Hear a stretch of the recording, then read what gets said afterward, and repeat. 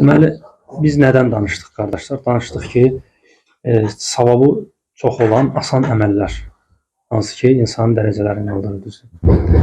Belə bir hədis var, Peyğəmbərimizdən gəlir ki, deyir, Mən istəğfara lil-mu'minina vəl-mu'minat kətəbəllahu ləhu likulli mu'minatin həsənə. Deyir, kim mömin kişi və mömin qadınlar bağışlanma diləyərsə, hər mömin kişi və mömin qadına görə ona savab yazılır. Görün nə qədər savabdır. Mömin və müsəlmanların sayı nə qədərdir? Allah bir sayını. Milyardlarla olar. Adəm əleyhissalamdan bu tərəf hamısı mömindir.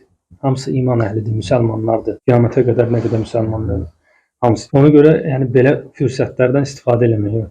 Yada düşdükcə gündəlik duanı demək. Namazda, adi vaxtda Allahümme xfir lil mu'minina vel mu'minat vel muslimina vel muslimat el-ehya minhum vel amvat. Onlardan ölü və diri olanları hamısını bağışla.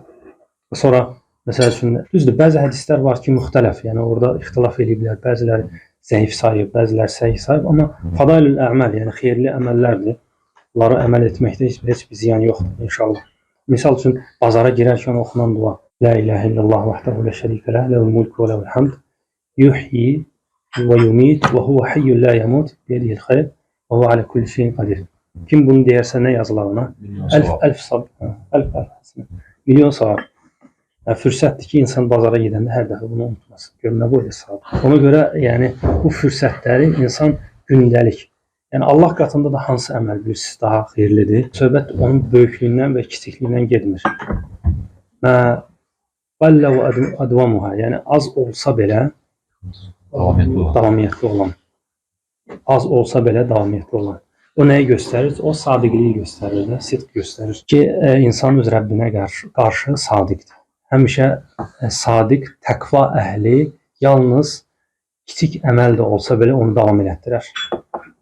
Amma günahkar insansa ola bilər ki, dağ boyda əməl edər bugün. Amma sonradan heç nə eləməz. Yəni, böyük əməl eləmək hələ o demək deyir ki, insan. Amma kiçik əməl eləyib, onu davamlı eləyən artıq sadiqdir Rəbbinə. O məsələ. Və insan, necə dedik ki, qardaşlar, bu fürsətlər ki, yoxdur, bu dualar, hansı ki, yəni kiçik bir əməl edir insan, amma böyük bir savab qazanır. Hər gün həris olmalıdır ki, onlardan yerinə yetirsin. Həyatda öndə gedənlərdən olsun. Sizdən də razı olsun.